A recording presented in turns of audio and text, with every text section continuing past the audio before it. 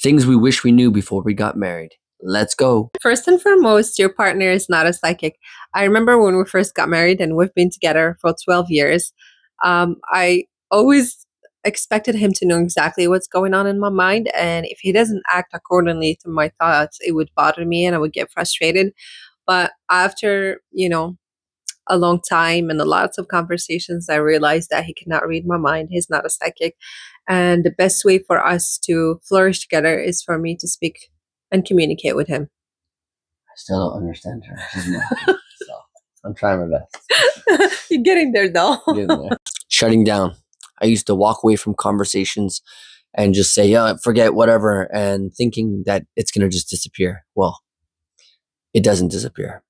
He'll keep telling you over and over until you finally come to a conclusion where you have to apologize. And I know guys out there, it's really hard to do it, but you just have to man up and do it. That's it.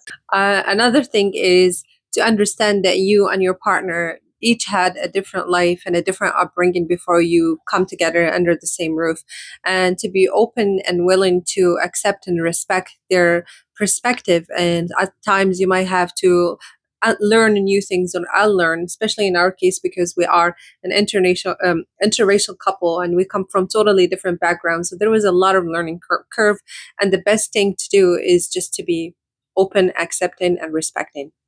And for me, I would say taking advice from other couples, it doesn't always work out the way you want it to, especially because you have totally two different people.